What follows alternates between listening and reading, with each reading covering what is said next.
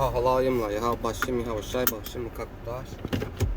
honors to the apostles, which are really the elders of Israel, regardless of what anybody thinks.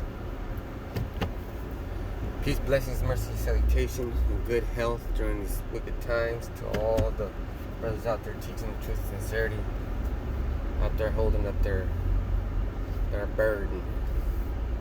So I would like to talk about what's on the screen right now, Job 5:2. For wrath killeth the foolish man, and envy slayeth the silly man. Alright, so a lot of times I find myself in a fucking bad mood. A lot of times. I'm watching the news and shit, or like stories come up, and it's like today, even though who perisheth being innocent, like it's Job 4, this Judite father went to go visit his son, and then his son had died afterwards. Died after of the causes of cancer, but the father was going to visit his son, and he got shot up and killed by another Jake in the parking lot. So that's fucking bullshit. But you know, the scriptures are unbreakable. It doesn't matter what I think, and I'm down with it. You know, but if you're a man of the Lord, you should take heed and stop and think when you're angry. Because I know a lot of young brothers get angry. I still get angry, but I keep it under control. Now, it's very hard. And taking a deep breath helps, because you fill your lungs, your air sacs with clean, fresh air, and that sort of melts away the stress and the anger. Also, working out helps with your anger. Let's say you're mad and you're just mad all fucking day. Start lifting some weights. Start doing push-ups. Start running. Start relieving that stress. Start banging them plates. You know, me and my son are working out, and he talks a lot more. He's feeding the chickens, and I reward him. I let him play PlayStation. You know, I'm gonna take him to his walkthrough to he's in high school now. He's a sophomore. He knows the names. How about Shimmy Al Shai? But I just don't want him to be out there on the streets. You know, if he doesn't fully understand. Now, I don't want to force anything on him, except, especially speaking out there. He goes out there and does a camera, and I make him read sometimes, but his voice, you know, he's a little shy. That takes time to work out, you know. That takes a little bit of time. Really, if you're coming into the truth, you should work out exercise and work out your salvation by studying the scriptures. Rehearse. I mean, you don't have to rehearse, like practice what you're going to say, but read over the scriptures.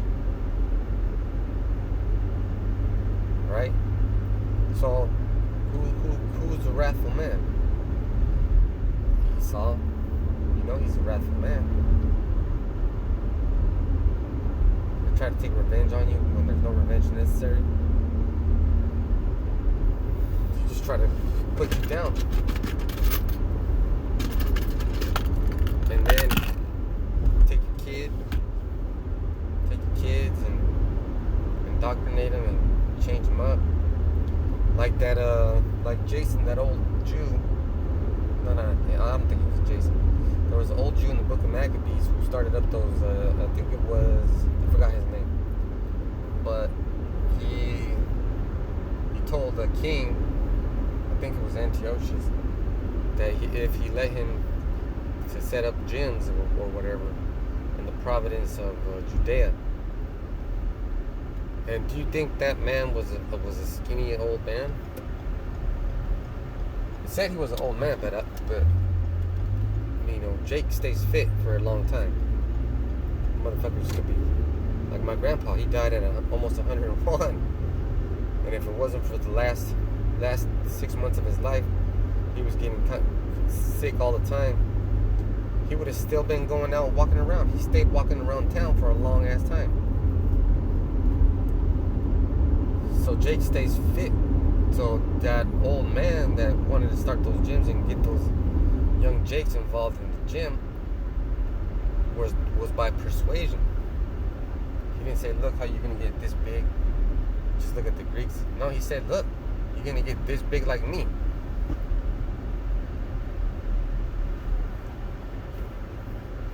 And then in that same fashion, people can learn, Jake especially can learn to be envious and wrathful. Because Chris Rock said it better. He said it the best. Nobody hates a nigga more than a nigga. That's some real stuff right there. Don't matter where you're from. I mean, it don't matter if you're Gad, tribal Gad, Native American, or Latino, or straight up Negro. That applies to all of you. You're the fucking worst haters in the planet. Hating on yourselves and hating on each other. But that time for destruction is coming. It's already upon us.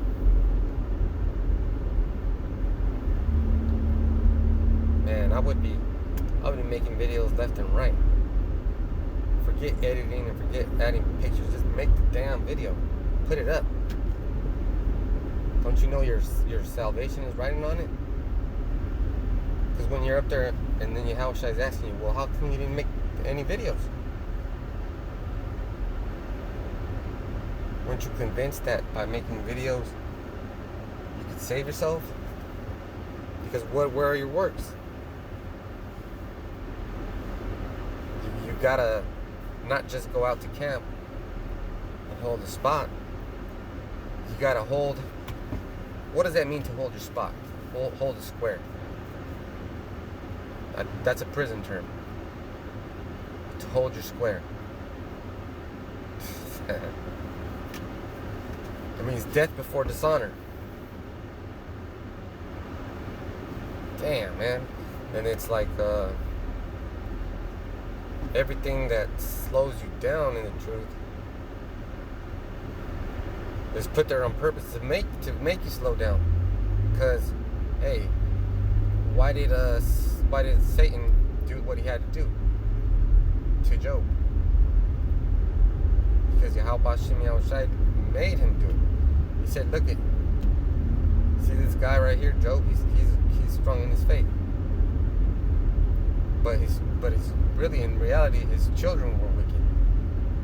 Even his wife was wicked. But that lets you know that the wife is the biggest demon in the Israelite man, in an Israelite's life. When you talk about Israelite, you shouldn't even consider the woman. Although she's she's property, alright? You shouldn't even consider her. She don't got no fucking rights in the truth. Shit.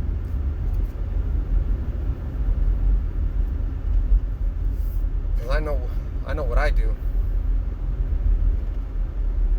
Let's say, because this is a good example. This week, I'm doing a lot more videos, but I get tired of it.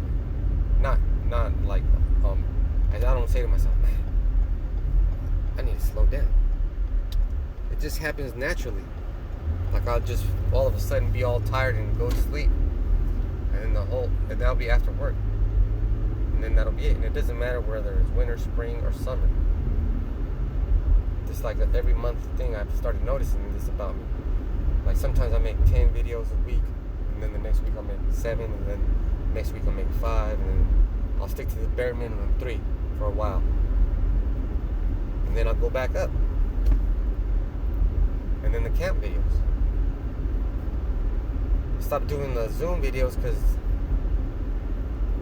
it takes time to set that up. It takes my time. in your time. And if you're not trying to dedicate your time to the Lord, then I'm not going to waste my time. I can't. I got too much to do. And the blessings aren't just going to come. You have to struggle for the blessings. You got to struggle. Look at Job. Job is struggling. The whole book of Job is pretty good. I like it.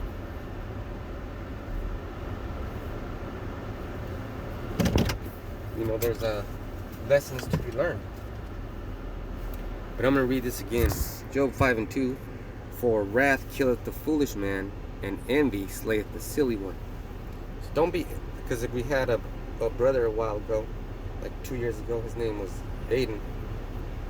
This nigga was envious of me. Why do you get to be the leader? Because I've already been through the paces, I told him. And he would try to correct me, cut me during camp. He only went to camp once. Don't be like Aiden. Don't be like Aiden. Okay, you know who I'm talking to. Don't be like Aiden. Put my fucking mask on because half my day is at home, I could just stay at home if I wanted to, but I gotta print shit out. See, brothers got careers. Double careers.